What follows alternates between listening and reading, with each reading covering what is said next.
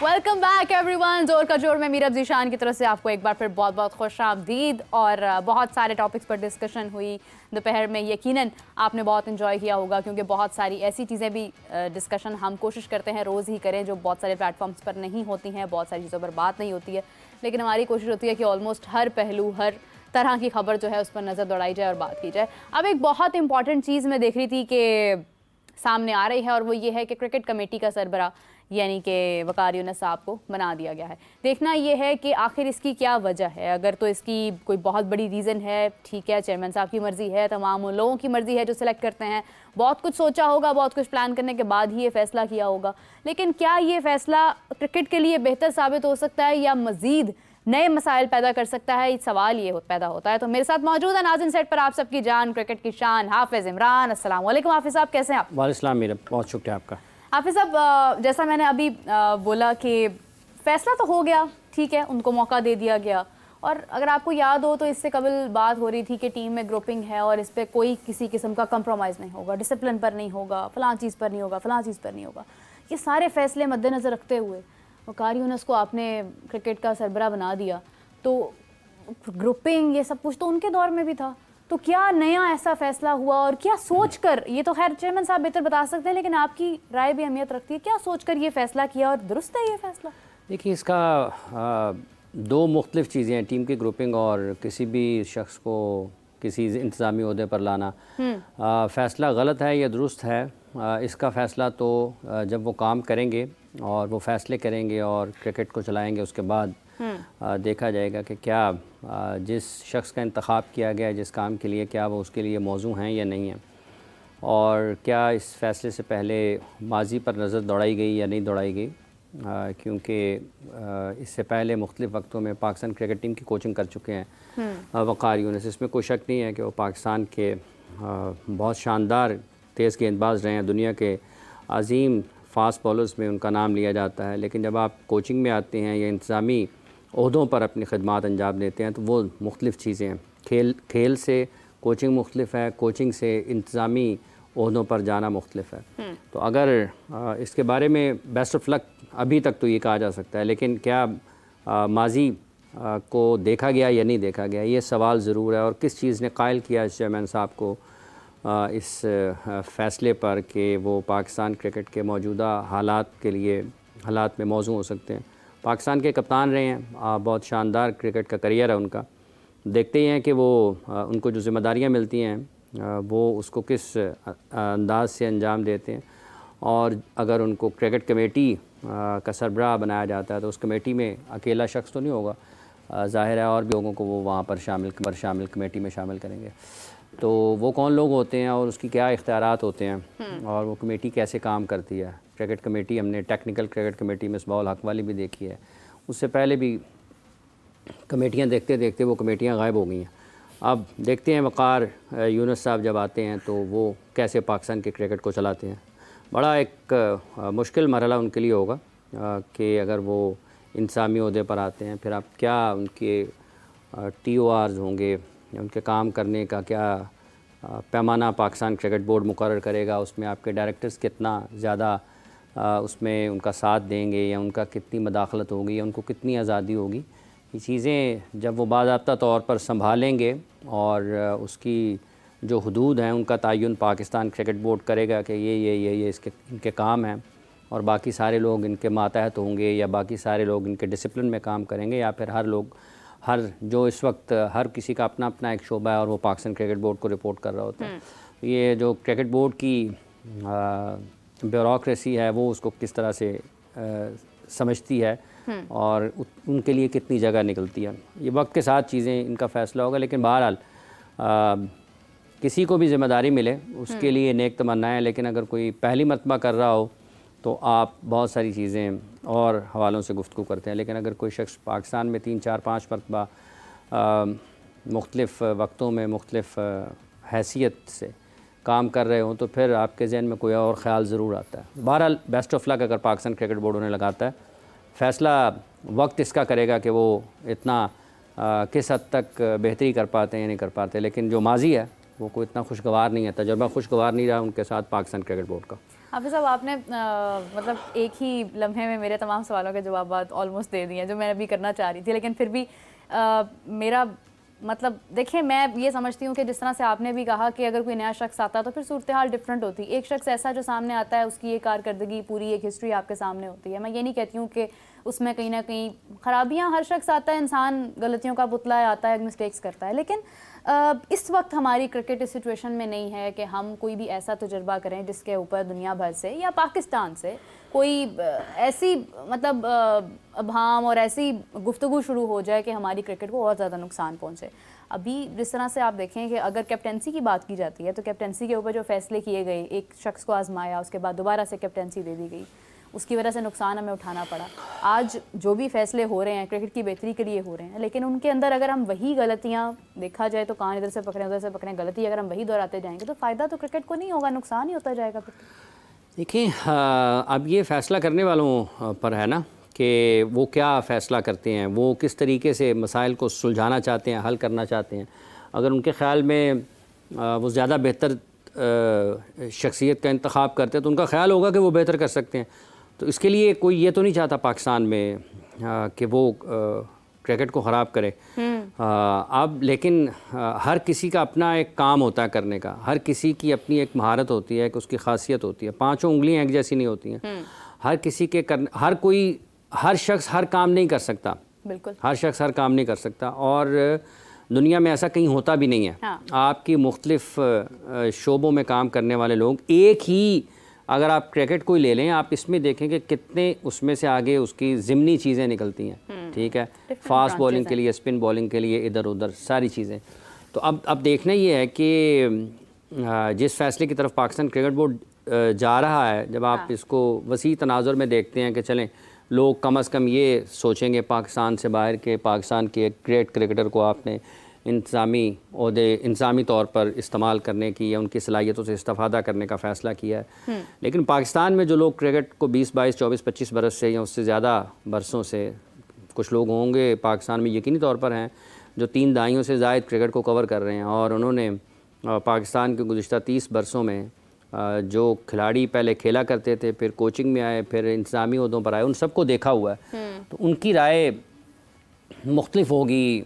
किसी और अगर चेयरमैन क्रिकेट बोर्ड अगर इस वक्त आए हैं तो वो भी क्रिकेट में नए आए हैं। तो जो शख्स 1996 से या 1990 से वसीम वकार यूनुस को कवर कर रहा है, उसके पीछे 34 साल हैं, तो उसने उसमें बहुत सारे उतार चढ़ाव देखे हैं। इस वक्त जब ये खेला करते थे उस वक्त भी, फिर जब ये कोचिंग पर ड्रॉप हुए उस वक्त क्या हालात थे, फिर जब टीम में वापस आए उस वक्त क्या हालात थे, एक दूसरे के बारे में इनकी क्या राय थी, फिर जब कोचिंग में आ गए उस वक्त क्या था, छोड़ के क्यों चले गए, दोबारा कैसे आ गए, फिर क्यों छोड़ के चले गए। तो ये सारी चीज़ें तारीख़ का हिस्सा हैं। तो जिन लोगों के सामने ये सब कुछ हुआ है वो हालात को और तरीके से देखते हैं। लाजिम तौर पर चेयरमैन साहब को दाएँ बाएँ से कहा गया होगा कि अगर आपने लोगों से बचना है तो आपको कोई फॉर्मर ग्रेड्स जो हैं उनको सामने लेकर आना है। तो एक पहलू तो हो सकता है, लेकिन ये पायदार चीज़ें नहीं हैं। और देखिए, बच्चा जा भी नहीं सकता है।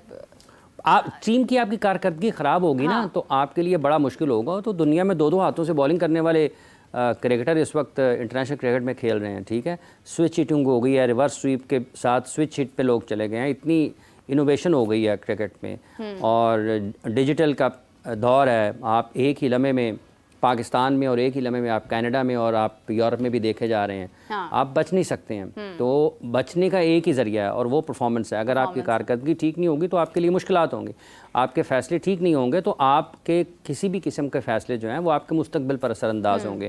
तो ये बहरहाल इब्तदा है उनके लिए। मैं उस सख्त अल्फाज या आपको बहुत ज़्यादा उस तरफ जाना नहीं चाहता, लेकिन बेस्ट ऑफ लक। वो पाकिस्तान की क्रिकेट के जो मसाइल हैं अगर उनको हल कर देंगे तो लोग उनको याद रखेंगे, क्योंकि पाकिस्तान की वजह से सबका नाम है। पाकिस्तान ने इन सब को नाम दिया है, शोहरत दी है, इज़्ज़त दी है, और पाकिस्तान की वजह से दुनिया में पहचाने जाते हैं, और जिस खेल की वजह से पहचाने जाते हैं, अगर आज उस खेल को ज़रूरत है तो फिर लोगों को अपना हिस्सा उसमें डालना चाहिए। बिल्कुल सही बात है। बहुत सारी खिदमात हैं उनकी पाकिस्तान के लिए, और क्रिकेट जैसा कि हम हमेशा से कहते हैं कि तमाम जगह पर जिक्र होता है, क्रिकेट ज़्यादा आपको रुलाती है और कम हंसाती है। तो जब आप क्रिकेट के शोबे के अंदर किसी भी ओहदे पर फायज़ होते हैं तो दुनिया भर की नज़रें आप पर होती हैं, और उस वक्त आप ज़्यादा तनकीद का शिकार भी होते हैं, गुफ्तगू में भी शामिल होते हैं, तमाम नज़रें आपकी तरफ होती हैं, कारकर्दगी किसी की है लेकिन सवाल आपसे लोग करते हैं, तो बहुत सारी चीज़ें हैं। तो एग्जैक्टली जैसे हाफिज़ साहब ने कहा, बेस्ट ऑफ लक। हम उम्मीद करते हैं कि हमारे इस वक्त जो हाल हमारी क्रिकेट का है उसके अंदर बेहतरीन फ़ैसले हों, और अगर कोई किसी ओहदे पर फायज़ हो चुका है तो वो उसका भरपूर फ़ायदा उठाते हुए कारकर्दगी को बेहतर करे, क्रिकेट को बेहतर कर दे, और हमें कुछ भी नहीं चाहिए। हाफिज़ साहब, क्योंकि 2025 में चैम्पियंस ट्रॉफ़ी पाकिस्तान के अंदर है, और 2025 में ही एशिया कप इंडिया होस्ट कर रहा है, 34 इयर्स के बाद उनको मौका मिला। और कह लें कि अगर अभी जो एक कंट्रोवर्सी जारी थी कि इंडिया पाकिस्तान नहीं आएगा, तो पाकिस्तान भी फिर इंडिया नहीं जाएगा, और अगर इंडिया कहता है कि हाइब्रिड मॉडल पर जाएं तो फिर पाकिस्तान भी कहेगा कि हाइब्रिड मॉडल पर जाएं। एक ही साल में दो ऐसे ममालिक को सरबराही और मेज़बानी दे दी गई जिनका आपस में मुकम्मल इख्तलाफ है। ऑलरेडी चैम्पियंस ट्रॉफ़ी के बारे में एक बड़ी डिस्कशन जारी थी कि इंडिया नहीं आएगा, इंडिया नहीं, अभी भी जारी है, और देखते एशिया कप आ गया है, T20 फॉर्मेट का होगा, तो क्या सूरत हाल है? क्या ये एक कह लें कि गोरख धंधा है ये? देखिए, 25 में चैम्पियंस ट्रॉफ़ी पाकिस्तान में मेज़बानी है और ACC का टूर्नामेंट है एशिया कप। इसका कल उन्होंने अनाउंस किया है कि उसके जो कैलेंडर है मुजव्वज़ा तौर पर उसकी मेज़बानी इंडिया के पास है, और फिर उसके बाद मेरा ख्याल है शायद श्रीलंका या बांग्लादेश, दोनों में से किसी एक मुल्क को अगले की। और इस सूरत हाल में, और इसके साथ साथ ये भी है कि शायद पाकिस्तान क्रिकेट बोर्ड के चेयरमैन मोहसिन नकवी साहब एशियन क्रिकेट काउंसिल के अगले सरबराह भी होंगे। जय शाह साहब जो है उनका वक्त, उनको इजाफ़ी एक्सटेंशन दी गई थी, और अब उनका आइंदा चंद हफ़्तों में वो अपने ओहदे से ACC की सरबराही से अलग हो जाएंगे, और मोहसिन नकवी साहब उनकी जगह ज़िम्मेदारियाँ संभालेंगे। 2026 की जहाँ तक ताल्लुक़ है, तो अगर हम इस दोनों सूरत हाल में बात करते हैं तो चीज़ें हुकूमती सतह पर ही सेटल होनी है। आप जो मर्ज़ी कोई कह ले कि BCCI या PCB आपस में मिलजुल कर लेंगे, रूटीन की चीज़ें तो आपकी ख़राब नहीं हो सकती ना, कि जो क्रिकेट की एक्टिविटीज़ हैं वो तो रुकेंगी नहीं अगर दुनिया के दो मुल्कों के ताल्लुकात आपस में ठीक नहीं हैं। तो इसका ये मतलब तो नहीं है कि जो आपकी इंटरनेशनल क्रिकेट की एक्टिविटीज़ हैं या जो आपकी रीजनल एक्टिविटीज़ हैं वो रुक जाएंगी, just like Asian cricket council की एक्टिविटीज़ हैं। उन्होंने अपने कैलेंडर का ऐलान किया है जिसमें एमर्जिंग भी है, अंडर 19 भी है, वुमेंस भी है, मेंस भी है। तो उसमें 2026 की मुजव्वज़ा तौर पर जो मेज़बानी है वो भारत के पास है 25 में। तो पाकिस्तान का जहाँ तक ताल्लुक़ है इस चैम्पियंस ट्रॉफ़ी का, तो इसका अभी मतलब जब तक हो नहीं जाएगी ना बाज़ाब्ता तौर पर, मुख्तलिफ़ ख़यालात लोगों के आमने सामने आते रहेंगे। लेकिन ये जब तक, चूँकि एक BCCI की तरफ से सरकारी या गैर सरकारी तौर पर जो सुना जाता है वो यही है कि अगर हुकूमत उनको इजाज़त देगी तो वो आएंगे, हुकूमत की इजाज़त के बगैर वो नहीं आएंगे। तो अभी तक तो हुकूमत की इजाज़त नहीं है, और फौरी तौर पर लगता भी नहीं है कि हुकूमत उनको इजाज़त देने वाली है। लेकिन एशिया कप के बाद क्या ये हो सकता है कि हुकूमत इजाज़त दे दे? देखें, बात यह है कि बात चैम्पियंस ट्रॉफ़ी से आगे बढ़नी है।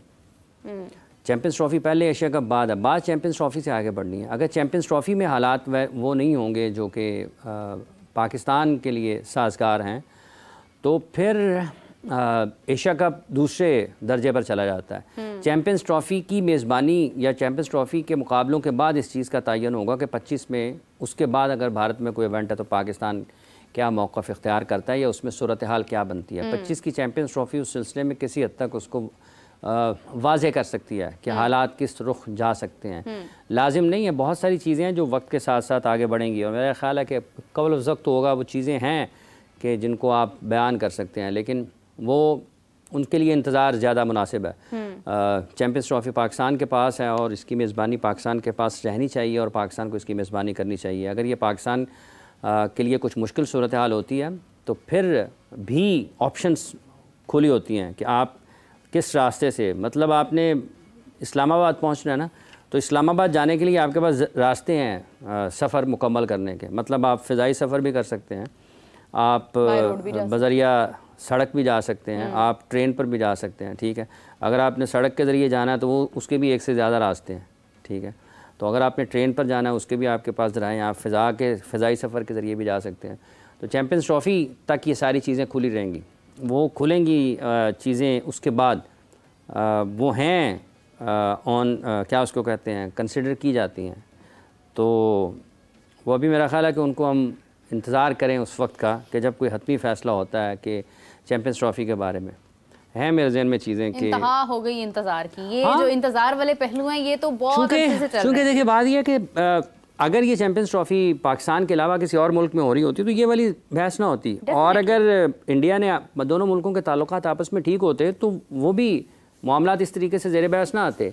चूँकि हुकूमती सतह पर और सफारती सतह पर जो चीज़ें दोनों मुल्कों के दरमियान हैं वो कोई इतनी अच्छी नहीं है, जिस वजह से ये कहा नहीं जा सकता फ़ौरी तौर पर आप, हाँ अगर आप कवायद व ज़वाबित की बात करते हैं, आप उसूल की बात करते हैं, आप आइन कानून की बात करते हैं, आप रिवायात की बात करते हैं, तो पाकिस्तान के पास एक मजबूत दलील मौजूद है पाकिस्तान के पास कि हमें ICC ने मेज़बानी दी है और हम सारी दुनिया की टीमों की मेज़बानी कर चुके हैं मुख्तलिफ़ वक्तों में। गुज़िश्ता 5-6 बरस में हम PSL की मेज़बानी कर रहे हैं और हम गुज़िश्ता 8-10 बरसों में एक से ज़्यादा मरतबा भारत का सफ़र कर चुके हैं।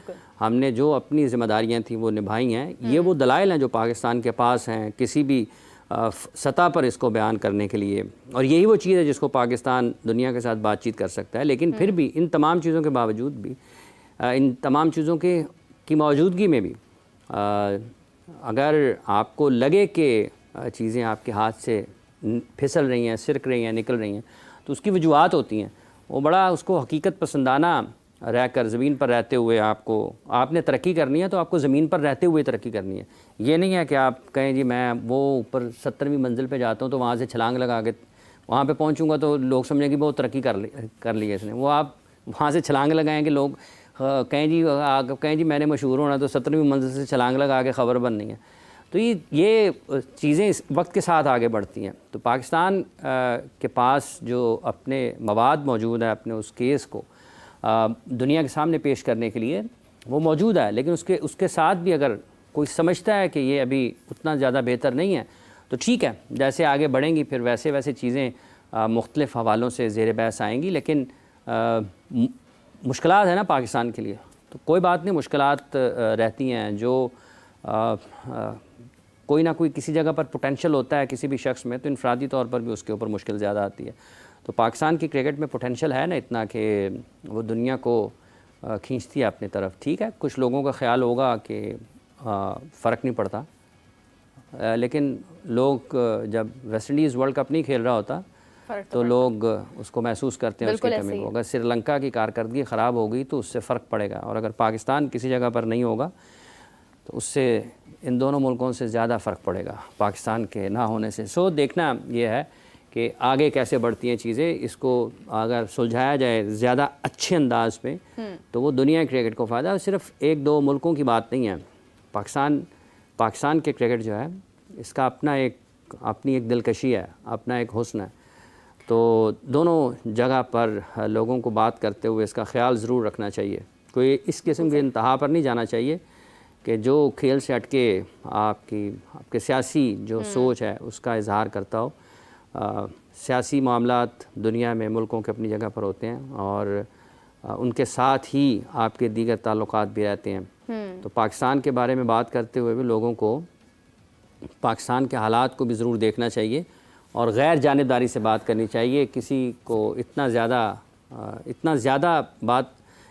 इस अंदाज में किसी को नहीं मतलब उसको तंग करना चाहिए कि फिर लोग आपको वैसे ही जवाब देना शुरू करें जैसे आप बात करते हैं। तो ये तमाम मुल्कों की ज़िम्मेदारी है, जिसमें न्यूजीलैंड भी शामिल है, जिसमें इंग्लैंड भी शामिल है, जिसमें ऑस्ट्रेलिया भी शामिल है, जिसमें श्रीलंका वेस्ट इंडीज़ भी शामिल है, जिसमें बांग्लादेश अफ़गानिस्तान भी शामिल है।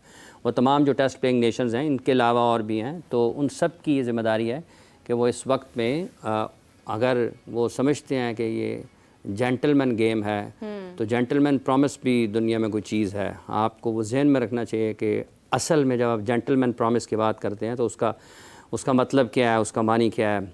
मैं इसीलिए गुरेज कोशिश करता हूँ कि उस सियासी पहलू की तरफ ना जाऊँ, क्योंकि ये सियासी बस तबसरा नहीं है, लेकिन क्रिकेट के एतबार से जो चीज़ें हैं उनको इस तरीके से आगे चलाना चाहिए। शायद अल्लाह ना करे कि वो वक्त आए कि हमें कोई सियासी जवाब देना पड़े, बिल्कुल सही बात, लेकिन वो वक्त आएगा तो वो भी अच्छा चीज़ें नहीं अगर आ जाएगा तो कोई ऐसा मसला नहीं है और वह चीज़ें मौजूद हैं। मैं जाना नहीं चाहता हूँ, इसलिए मैं अपने पाकिस्तान के लोगों से भी और पाकिस्तान के क्रिकेटर्स जो हैं उनसे भी और दुनिया भर में जितने भी मुल्क क्रिकेट खेलने वाले हैं जिन्होंने पाकिस्तान ट्रैवल कर रखा है और जो जानते हैं पाकिस्तान के क्रिकेट को, जिन्होंने पाकिस्तान के लोगों के साथ मिले हुए हैं, जो और जो पाकिस्तान की मेज़बानी से लुत्फ़अंदोज़ हो चुके हैं, जिन लोगों ने देखा हुआ है वो जानते हैं बखूबी तौर पर कि ये किस तरीके से मेहमान नवाज हैं, ये मुल्क के लोग कितना क्रिकेट को मोहब्बत करते हैं। वो इससे कतई नज़र PSL के दौरान भी यहाँ पर कुछ गैर मुल्की एक इंग्लैंड के शहरी थे, PSL के मैच में या पता नहीं किस मैच में यहाँ पे कदाफी स्टेडियम के बाहर उनके पास टिकट नहीं था, वो आ गए, ठीक है, तो वो उन्होंने कहा जी मेरे पास तो टिकट नहीं है, तो वो उनको बगैर टिकट के मैच दिखा दिया गया था। तो पाकिस्तान में इस तरह से लोग खेल से और बाहर से आने वालों से मोहब्बत करते हैं। हाँ। एक अगर आपको मखसूस तबका या मखसूस लोग जो हैं वो आपको कोई और बात करते हुए दिखाई देते हैं, तो इसका ये मतलब नहीं है कि वही बिल्कुल ठीक कह रहे हैं।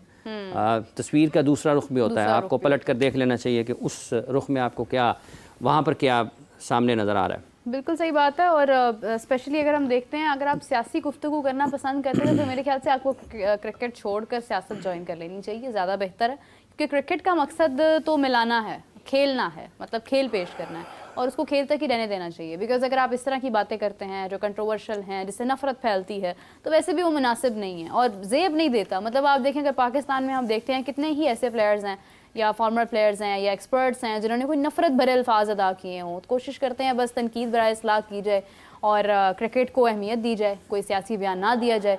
और सेकेंडली ये है कि क्रिकेट अगर इंडिया पाकिस्तान नहीं आता, उससे पाकिस्तान को नुकसान पहुँचता है, तो उसके बाद अगर क्योंकि साथ ही इंडिया में उसके बाद एशिया कप है, और अगर इंडिया में पाकिस्तान नहीं जाता तो फिर इंडिया को भी उसी तरह नुकसान होगा जिस तरह पाकिस्तान को। क्योंकि इंडिया की क्रिकेट बहुत बड़ी है, लेकिन पाकिस्तान की क्रिकेट इटसेल्फ बहुत बड़ी है और इसको दुनिया भर से लोग देखते हैं, सुनते हैं। हमारे खिलाड़ियों का दुनिया भर में नाम है और आई थिंक कि हमारी ही क्रिकेट को इस्तेमाल करते हुए बहुत सारे लोगों का जो एक इंटरेस्ट का फैक्टर है वो जुड़ा हुआ है पाकिस्तानी क्रिकेट से। हाफिज़ साहब, क्योंकि एक बहुत बड़ा गेम प्लान सा मुझे महसूस हो रहा है कि सडनली अभी चैंपियंस ट्रॉफी की बात हो रही है, साथ ही साथ एशिया कप की बात होने लग गई है। एक बहुत ही सोचा समझा सा एक डिसीजन है जो कि आई डोंट नो कि इसका इशारा एग्जैक्टली किस तरफ है, होने क्या वाला है आने वाले वक्त में। एक बहुत बड़ा इंटरेस्ट का और एक्साइटमेंट का फैक्टर भी कहीं ना कहीं मौजूद है कि हम सोचते हैं कि पता नहीं क्या होता है आगे, क्या नहीं होता। Coming back to the players and the performances of our players, क्योंकि शाहीन्स को शिकस्त हुई बांग्लादेश से, और अगर हम देखें तो पहला मैच इन्होंने विन किया, डिसीजन लिया बैटिंग की, जबकि टॉस जो है वो दूसरी जानिब से था। हाफिज़ साहब, क्यों पिच रीड करने में हम अक्सर ही गलती कर जाते हैं? कहीं ना कहीं हमें फ़ैसला क्या लेना चाहिए, क्या नहीं लेना चाहिए, इसमें हम मिस्टेक्स का शिकार हो जाते हैं, जबकि हमारे साथ एक्सपर्ट्स कोचेज़ और एक्सपर्ट्स की टीम होती है। फिर भी इन चीज़ों की वजह से हम थोड़ा बहुत पीछे रह जाते हैं। आपको नहीं लगता कि ये हार की वजह कहीं ना कहीं हमारी जो डिसीजंस थे पिच को लेकर, हम पिच रीड नहीं कर पाए ठीक से? देखें, अगर आप 7-8 या 6-7 आपके इंटरनेशनल क्रिकेटर आपकी शाहीन्स में खेल रहे हों और दूसरी तरफ से उतनी ज़्यादा इंटरनेशनल एक्सपोजर ना हो खिलाड़ियों को, और उसमें आप के रन्स 300 से कम हों 4 डे मैच में, तो फिर आप उसको ये उज़र उतना ज़्यादा माना नहीं जा सकता कि आप जाएंगे डार्विन में भी और वहाँ पर भी आपको ये मसाइल का सामना करना पड़ेगा। अगर पिच रीडिंग का ताल्लुक़ है, ये एक बड़ा अहम पहलू है। बहुत अच्छे खिलाड़ी भी उसमें उतने ज़्यादा महारत नहीं रखते। ये जैसे हर कोई हर काम नहीं कर सकता, हर कोई पिच भी रीड नहीं कर सकता, लेकिन ये जो पाकिस्तान शाहीन्स की है, ये तो सारी चीज़ें एक तरफ चली जाती हैं ना। ये तो आप बिल्कुल ये कह ही नहीं सकते पिच अच्छा है बुरा है, जैसा भी है। उसी पिच पर बांग्लादेश भी खेला ना। अगर उनके खिलाड़ी सिर्फ 1 या 2 मेरा ख्याल खिलाड़ी हैं जिनको थोड़ा बहुत तजुर्बा होगा बड़ी क्रिकेट खेलने का। पाकिस्तान के तो अगर इस टीम में भी बात करें, खुरम शहजाद भी, मोहम्मद अली भी, उसके साथ साहिबजादा फरहान भी, हसीबुल्ला भी, उसके अलावा तैयब ताहिर भी, एक आधा और मेरे ज़हन से नाम निकल रहा है, तो 5-6 खिलाड़ी, उमर अमीन, ठीक है, कामरान गुलाम, 7 नाम फौरी तौर पर ज़हन में आए हैं, हो सकता है एक आधा और आ जाए। तो अगर आपके 6-7 खिलाड़ी इंटरनेशनल, या मतलब उसमें से एक आध शायद कामरान गुलाम अभी खेले नहीं है लेकिन टीम के साथ ट्रैवल किया है उन्होंने, तो इसके बावजूद भी अगर कोई पिच पे आता है तो फिर अनफॉर्चुनेट है। मतलब पिच कैसी भी होती, साथ आपके अगर वो खिलाड़ी हैं तो आपको जीतना चाहिए, और आपके चौथी इनिंग्स आपने खेलनी है, आखिरी बारी आपने लेनी है, तो आपके हाथ में है। तो मेरा ख्याल है कि इस स्ट्रेंथ के साथ पिच बेमानी हो जाती है, इस स्ट्रेंथ के साथ पिच बेमानी है। बाकी ठीक है, अगर आपने उसका ये कहना है, किसी ने भी को ये समझता है कि शायद पिच ख़राब हो गई है, 7 खिलाड़ियों की कोई दलील दे दें, 6 या 7 इंटरनेशनल प्लेयर्स के साथ आप खेल रहे हो और आपकी जो अपोजिशन है उसमें इतने इंटरनेशनल प्लेयर्स ना हो, तो फिर तो आपको 1 साइडेड मैच जीतना चाहिए। आप 6 में मतलब है कि चौथी इनिंग्स पे आए क्यों इस जगह पर कि और रन्स नीचे से हुए हैं, 50 रन अगर नीचे से निकाल दें तो आप तो 250 पे बुक हैं। जिन्होंने रन्स किए हैं क्या वो बैटर्स तो नहीं हैं, वो तो आपके बॉलर्स हैं जिन्होंने रन्स किए हैं 50 के करीब, 50-55 रन जो ऐड हुए हैं। सो ठीक है, लोग अपने अपने अंदाज में गुफ्तगू करते हैं, लेकिन 7 इंटरनेशनल लगभग 6 कहते हैं कामरान गुलाम को, 6 इंटरनेशनल क्रिकेटर्स आपके खेल रहे हैं। अभी साहब आपको नहीं लगता कि स्ट्रेंथ को भी कहीं ना कहीं मिसयूज़ किया जा रहा है, किसी की जो स्ट्रेंथ है उससे हटाकर उसको कुछ और ज़बरदस्ती दे देना भी हमारी क्रिकेट का एक बहुत बड़ा मसला है? देखिए ये है, अगर आप देखें इसी मैच में देख लें, बैटिंग ऑर्डर देख लें, एक पहले इनिंग्स में किसको कहाँ पर खिलाया, दूसरी इनिंग्स में उसको क्या उस नंबर पर बैटिंग मिली है या नहीं मिली है। तो तजर्बात की हद तक भी कहा जा सकता है, लेकिन जब आपके सेटल प्लेयर्स होते हैं, जो आपके किसी भी जगह पर जिनको आपको पता हो कि ये उनकी महारत मतलब वो इस नंबर के खिलाड़ी हैं, आप उसको क्यों बिला वजह छेड़ते हैं, क्यों छेड़ते हैं? और आप उनको फिक्स होने दें, बनने दें उनको अपनी पोजीशंस पर खेलते हुए। हार तो वैसे भी गए ना, तो अगर अपनी नंबर पर वो खेले कोई भी खिलाड़ी तो वो उसके लिए सहूलत होगी ना। मतलब ये एक बड़ी साइकी है। अगर आप किसी भी जगह पर फ़र्ज़ कर लें, मैं दफ्तर रोज़ाना आता हूँ, घर से निकलता हूँ, एक सेट रूट है मेरा, सेट रूट है ना मेरा एक, मैं उसी से रोज़ाना फ़र्ज़ कर लें 10 साल से मैं एक ही सड़क से जा रहा हूँ, और अगर मैंने एक जगह एक दिन वो रास्ता बदला है ना, तो मैं गैर इरादी तौर पर मेरे जो हाथ है ना, अगर मैं ड्राइव कर रहा हूँ या मैं पैदल चल रहा हूँ या मैं कुछ भी चला रहा हूँ, तो मैं उस तरफ मुड़ूंगा जहाँ पर मैंने 10 साल सफ़र किया हुआ है, बावजूद ये इरादा किए हुए कि मैंने आज इस तरह से जाना, दूसरे रास्ते किसी ना किसी टर्न के ऊपर मैं उस तरफ मुड़ जाऊँगा जहाँ पे मैं रोज़ाना जाता हूँ। तो ये एक नफ्सियात है इंसान की।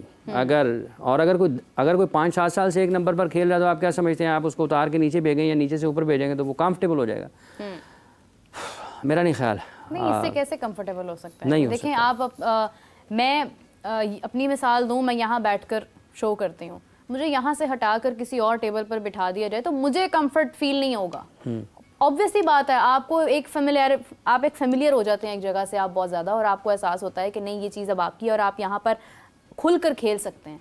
लेकिन अगर आपको अपनी कंफर्ट जोन से हटा दिया जाए, आपको आपकी स्ट्रेंथ से हटा दिया जाए, तो फिर प्रॉब्लम्स होती हैं, बहुत ज़्यादा होती हैं। कहीं ना कहीं हमारी क्रिकेट के अंदर अगर खिलाड़ी, क्योंकि एबिलिटी सबकी बहुत अच्छी है, प्रैक्टिस वेरिएशंस की हमें ज़रूरत है, प्रैक्टिस भी बहुत ज़्यादा करते हैं, सब कुछ हो रहा है, हमें सब कुछ नज़र आ रहा है, तस्वीर आ रही हैं, वीडियो सामने आ रही हैं, हर चीज़ आ रही है, लेकिन what's missing is that the decisions, जो हम फैसले लेने में जो हम गलतियां कर रहे हैं, जो हम ज़बरदस्ती किसी पर कोई चीज़ उसकी नहीं है फिर भी उसके सर पर वो चीज़ डाल देनी, ये भी कहीं ना कहीं हमें बहुत ज़्यादा नुकसान दे रही है। हाफिज़ साहब, शाहीन आफरीदी ने कहा कि वो दस्तयाब हैं आगे टेस्ट के लिए, बांग्लादेश के लिए, क्यों कहना पड़ रहा है उनको ये? मतलब ये तो एक वाज़ह सी बात है कि उनके बगैर शायद मुश्किल हो जाएगा खेलना, तो खिलाड़ियों को ये इनसिक्योरिटी क्यों है? देखें, जब बाबर आजम के बारे में ये बात मीडिया के ज़रिए सामने आई थी, तो आपको याद होगा कि उस वक्त हमारा क्या मौक़िफ़ था। पाकिस्तान के किसी भी, ये है अदम तहफ़्फ़ुज़ और ये है गैर यकीनी की कैफियत, जिसकी वजह से आपकी क्रिकेट ख़राब हुई है। तो सवाल होते हैं, उन्होंने तो खैर बराह रास्त ख़ुद कह दिया ना, बाबर की तरफ से तो बाबर साहब ने तो बराह रास्त नहीं कहा था, उनकी तरफ से मीडिया ने रिपोर्ट किया था कि वो अवेलेबल है, और ये दोनों पाकिस्तान के अपने अपने शोबों में, बैटिंग में और बॉलिंग में पाकिस्तान के लीडर हैं। वो पाकिस्तान की बैटिंग को लीड करते हैं, वो पाकिस्तान की बॉलिंग को लीड करते हैं। और अगर इन दोनों खिलाड़ियों को भी ऐसे वक्त में जिस टीम का ये अहम हिस्सा है अपने बारे में ये बताना पड़े, तो ये पाकिस्तान क्रिकेट के लिए लम्हा फ़िक्रिया है। तो ठीक है, वो उनको अगर वो फिट हैं, अगर वो दस्तयाब हैं, तो वो खेलना चाहते हैं। उन्होंने अपनी कप्तानी के हवाले से भी बात की है, और जब आप पब्लिक में होते हैं, मीडिया में होते हैं, तो आप ये कह सकते हैं। लेकिन ये है वो गैर यकीनी की कैफियत, जो कि बाज़ औक़ात लोगों को लगता है कि अगर 10 तारीख़ को बात हुई है तो उस वक्त तो वो कहेंगे नहीं नहीं नहीं नहीं ठीक है, और 20 तारीख गुजर जाएगी, 28 आएगी, वो कहेंगे नहीं है वो तो गलत कह रहे सी, हम ठीक कह रहे हैं। तो आपको बिल्कुल एक लाइन लेनी चाहिए जहाँ पर आप गैर जानिबदार रहकर बात करें। अगर बाबर की तरफ से ये बात आई थी तो वो भी मुनासिब नहीं थी। शाहीन आफरीदी को ख़ुद ये कहना पड़ा है, ये भी चूँकि उनसे तो सवाल हो गया ना, बाबर और उसका केस इसलिए ज़रा मुख्तलिफ है कि बाबर आजम खुद नहीं बोले थे, मीडिया ने रिपोर्ट किया था। इनसे सवाल होगा क्योंकि इनके बारे में ये खबर पहले आई शाहीन आफरीदी के बारे में कि शायद शाहीन आफरीदी, बाबर और रिजवान जो हैं वो बांग्लादेश के ख़िलाफ़ सीरीज़ का हिस्सा ना हों। तो अब जब वो उनकी किसी एक जगह पर मौजूदगी थी और वहाँ पर मीडिया मौजूद था और उनसे सवाल हुआ तो उनको यही जवाब देना, क्योंकि उसके बाद ये खबर उनके हवाले से भी सामने आई कि वो दस्तयाब होंगे टेस्ट मैच के लिए। उनकी कुछ फैमिली मसरूफियात, ख़ानदानी मसरूफियात का भी बताया जा रहा था कि वो शायद उस वजह से ना हो, लेकिन बाद में ये पता चला कि वो होंगे। अब उनसे पूछा गया, उन्होंने उसका इजहार किया, लेकिन ये मजमूई तौर पर चीज़ें चलती कहाँ से हैं? ये आती हैं पाकिस्तान क्रिकेट बोर्ड की तरफ। वहाँ से जो फैसले हो रहे हैं उसकी वजह से खिलाड़ियों में अदम तहफ़्फ़ुज़ भी बढ़ता है, अदम तहफ़्फ़ुज़ का एहसास पैदा होता है, गैर यकीनी की कैफियत पैदा होती है, या आपके पूरी तौर पर आपके सोचने के अंदाज़ को मुतासिर करती है और मजमूई तौर पर ये फिर खेल के ऊपर असरअंदाज होती हैं चीज़ें। बिल्कुल होती है, आपकी परफॉर्मेंस बहुत ज़्यादा अफेक्ट होती है इस चीज़ की वजह से। और अगर हम देखते हैं तो ये हमारे वो खिलाड़ी हैं जो हमारे, जिस तरह आप साहब अक्सर एक टर्म यूज़ करते हैं कि हमारे फ्लैग कैरियर हैं। इन्होंने हमारा झंडा उठाना है और लहराना है और अपनी परफॉर्मेंस से साबित करना है कि हमारा मुल्क पाकिस्तान किसी से कम नहीं है। और अगर आप इनके दिलो दिमाग में, क्योंकि देखिए चेयरमैन साहब ने एक बहुत अच्छा इनिशिएटिव लिया कि PCB से कोई भी खबर बाहर ना आए, जो भी आएगी वो उसके खिलाफ सख्त एक्शन लेंगे, लेकिन खबरें फिर भी बाहर आ रही हैं। और उसके साथ साथ ना सिर्फ खबरें बाहर आ रही हैं बल्कि इस तरह की चीज़ें भी बाहर आ रही हैं जिससे खिलाड़ियों के जो हमारे टॉप प्लेयर्स हैं उनके दिलो दिमाग में भी अदम तहफ़्फ़ुज़ की सूरत हाल पैदा हो रही है, अदम एतमाद की सूरत हाल पैदा हो रही है। तो उनको यकीन, इस चीज़ की यकीन दहानी दिलाने की ज़रूरत पड़ रही है कि हम दस्तयाब हैं, हम यहाँ पर मौजूद हैं। तो बहुत सारी चीज़ें इसके अंदर, बहुत सारे लूप होल्स हैं जिनके ऊपर बात करना बहुत ज़रूरी है। हाफिज़ साहब का बहुत शुक्रिया, thank you so much for joining us and we will join you everyone tomorrow. कल आपसे फिर मिलेंगे, मुलाकात होगी और डिस्कस कई चीज़ों के ऊपर। और डेफिनेटली जो अभी डिसीजंस PCB की जानिब से लिए जा रहे हैं, जो भी पाकिस्तान क्रिकेट के लिए लिए जा रहे हैं, चेयरमैन साहब जो भी जिम्मेदारियां निभा रहे हैं वो पाकिस्तानी क्रिकेट की बेहतरी के लिए हों तो बहुत मुनासिब है, वरना फिर उंगलियां उठती हैं, सवालात उठते हैं और फिर सूरत हाल मजीद बिगड़ती है। तब तक के लिए मुझे इजाज़त दीजिए, नाज़रीन आपसे मुलाकात होती है कल। अल्लाह हाफ़िज़।